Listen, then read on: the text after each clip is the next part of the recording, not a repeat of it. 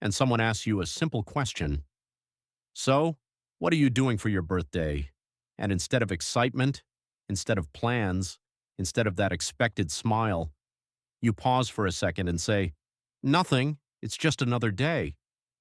And suddenly, everything changes. People look at you differently. Some think you're sad, some think you're hiding something, some even feel bad for you. Because in a world where birthdays are supposed to be special, where you're expected to celebrate, smile, post pictures, cut cake, and feel important, choosing to treat it like a normal day almost feels wrong. But here's the uncomfortable question no one really asks. What if nothing is wrong with you? What if the real mystery isn't why you don't care about your birthday, but why everyone else needs you to? Because psychology suggests something interesting. People who don't care about their birthdays are not all the same. They don't all think the same. They don't all feel the same. And most importantly, they don't all ignore their birthday for the same reason. Some stop caring because life slowly taught them not to expect anything. Some are so mentally occupied, so focused on survival, goals, or responsibilities that dates like birthdays simply lose their importance. And then there's a third group, the ones who didn't lose anything, the ones who aren't broken, the ones who simply looked at the idea of birthdays and quietly decided, I don't need this to feel okay. But before we get into that, you need to understand something deeper. Your brain doesn't experience your birthday the way you think it does. It's not just a date, it's not just a celebration, it's an expectation, and expectations can be dangerous. Because every time your birthday comes around, your brain is doing something in the background. It's comparing what you thought would happen with what actually happens. And that gap, that small invisible gap between expectation and reality, that's where everything begins. For some people, that gap is filled with happiness. For others, it slowly becomes disappointment. And the strange part is, you don't even notice when it starts changing you. At first, maybe you were excited. Maybe you counted down the days. Maybe you imagined people remembering, messages coming in, feeling special. But then something small happens. Someone forgets. Plans don't go the way you imagined. The day feels normal, and your brain remembers that. Not loudly, not dramatically, but quietly. It starts adjusting. Next year, you expect a little less. The year after that, even less. Until one day, you stop expecting completely, and when there are no expectations left, there's nothing left to be disappointed about.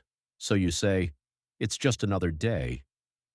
But that sentence is never just a sentence. It's a story your brain has been writing for years. And here's where it gets even more interesting. Not everyone who says this is protecting themselves, and not everyone is free either. Because when someone doesn't care about their birthday, they usually fall into one of three psychological patterns, and the first one is something most people never even realize is happening to them. The first group is not what people expect, because from the outside, they look calm, unbothered, almost indifferent. But inside, there's a history, not of one bad birthday, but of many small disappointments that slowly added up over time. See, psychology has a term for this. It's called learned helplessness. And it happens when a person goes through repeated moments where they expect something good, but it never really happens. At first, the brain reacts. It feels the disappointment. It questions. It tries to understand. Maybe next time will be better. But when next time keeps looking the same, the brain does something very smart. It adapts.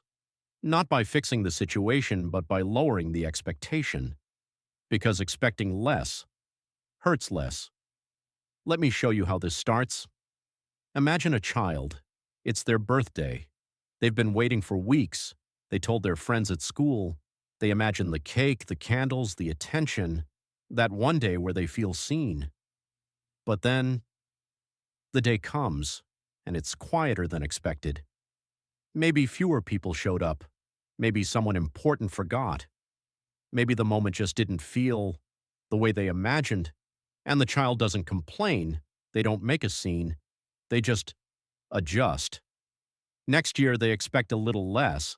They don't talk about it as much, they don't imagine as much, and when the same feeling repeats again, the brain starts connecting patterns. This doesn't go the way I hope. So instead of getting hurt again, it slowly stops hoping. That's what learned helplessness really is. Not weakness, not sadness, but adaptation. The brain deciding, it's safer not to expect anything at all. And birthdays become just another reminder of that pattern. Now here's where it gets even deeper. Your brain doesn't just remember events, it remembers emotions. And every time your birthday comes around, it quietly brings those old feelings back. Not loudly, not in a way you can always notice, but in a subtle shift. A lack of excitement, a neutral feeling where joy used to be. So when someone asks you, why don't you care about your birthday? What they don't see is, this isn't about one day. It's about years of your brain learning that expecting something special doesn't always end well. And the most misunderstood part?